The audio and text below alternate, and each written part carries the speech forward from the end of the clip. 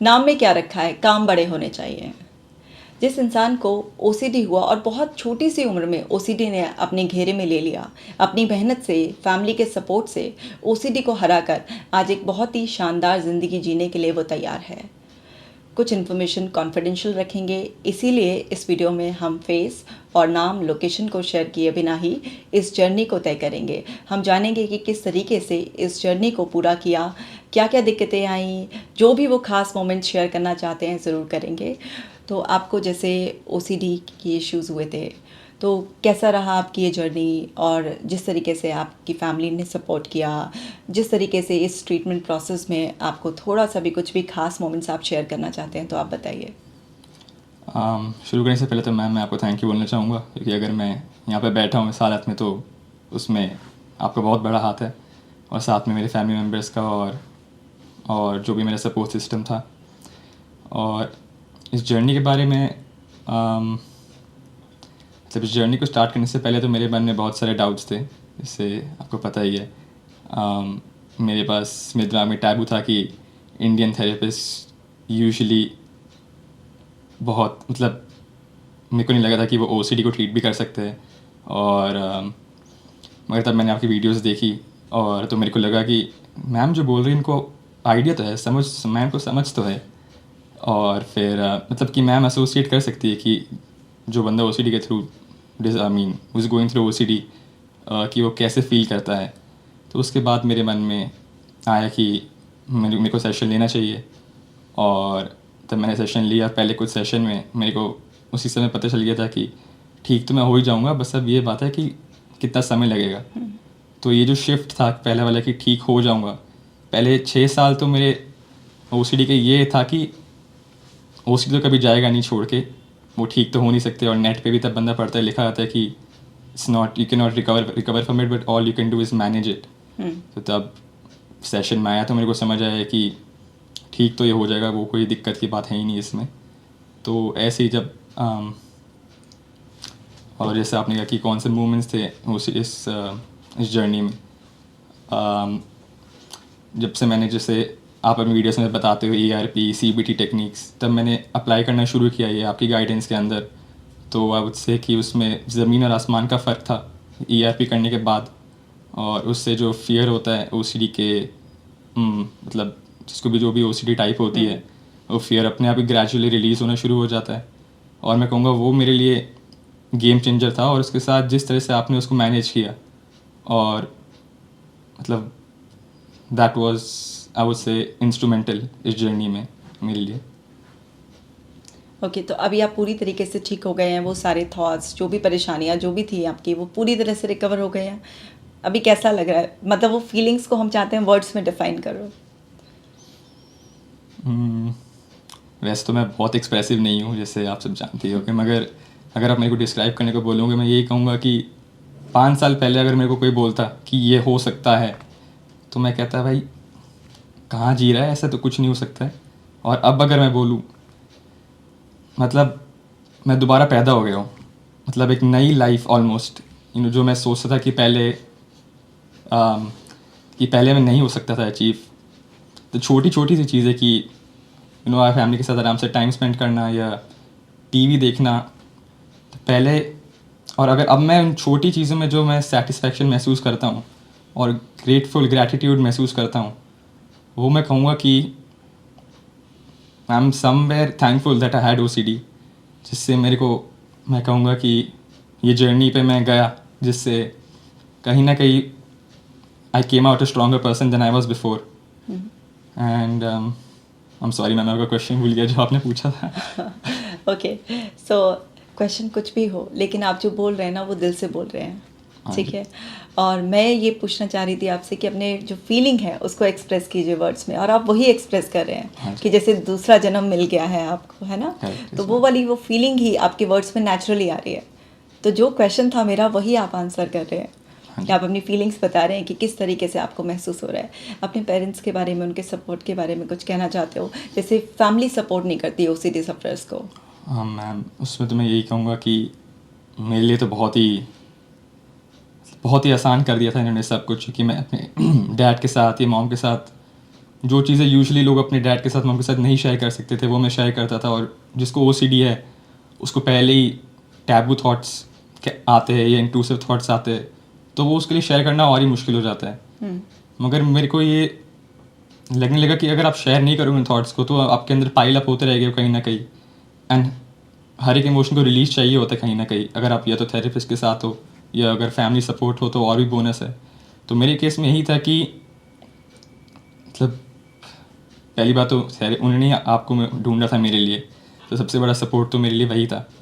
और उसके बाद पूरे जर्नी में आपसे मिलने से पहले भी तब उनको पता था कि मेरे को कोई प्रॉब्लम है, चलो ओसीडी ही नहीं, उन्होंने कभी they never give up on me, हमेशा मेरे को सपोर्ट किया जाए।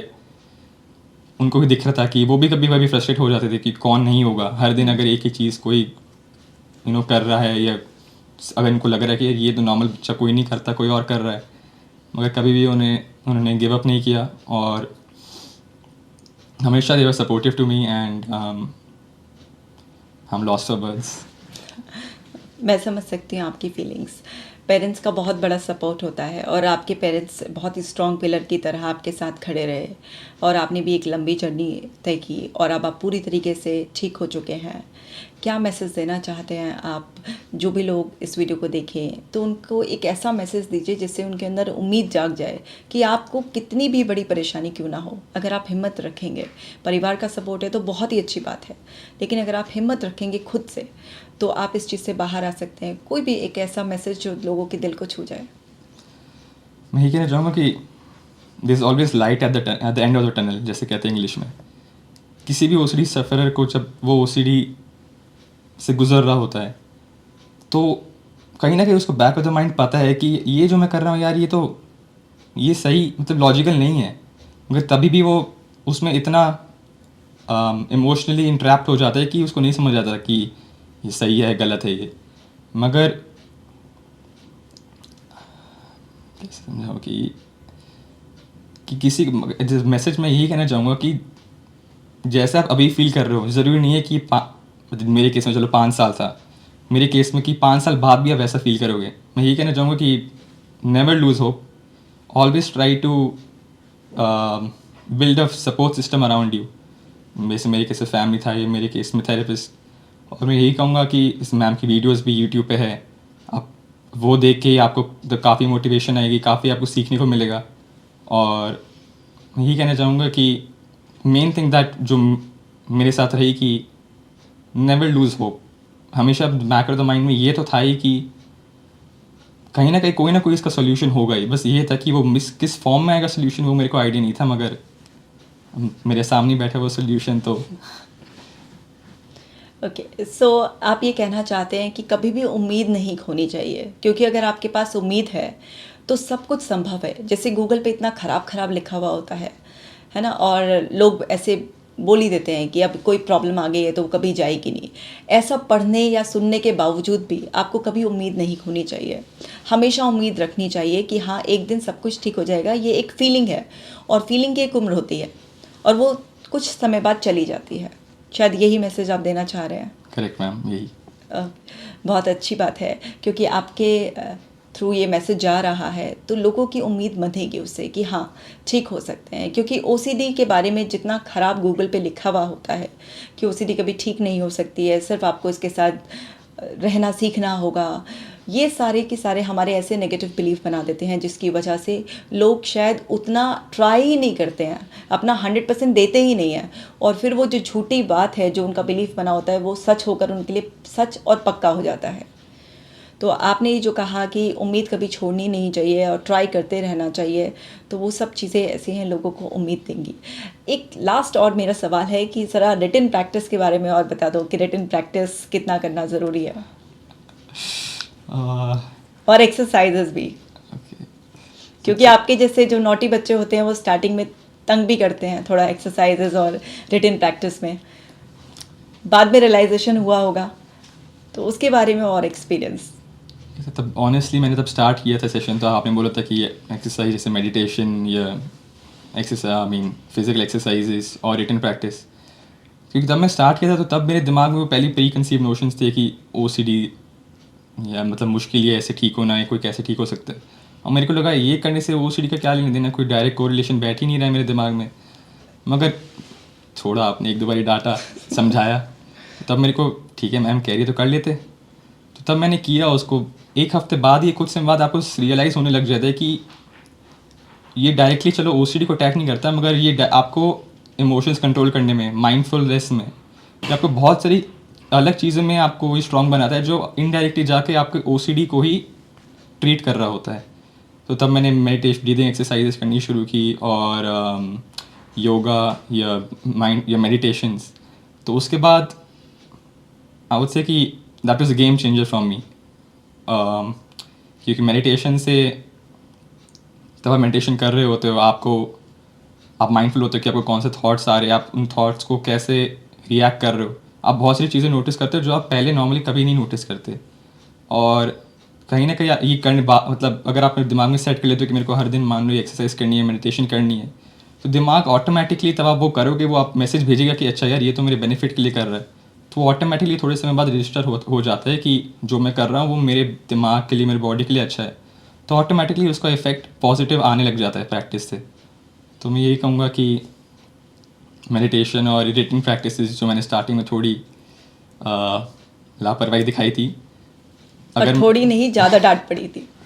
अगर मैं हो सकता है उस समय और ज़्यादा कर देता तो और जल्दी ठीक हो जाता। मैं यही कहूँगा कि कि बहुत इंपॉर्टेंट है रिटन प्रैक्टिस और एक्सरसाइज करना, और टाइम निकालना चाहिए। जितना भी बिजी शेड्यूल हो, मतलब ये टाइम आप अपने लिए ही निकाल रहे हो और कोई और नहीं करेगा ये आपके लिए। तो it is very important that you should focus on these.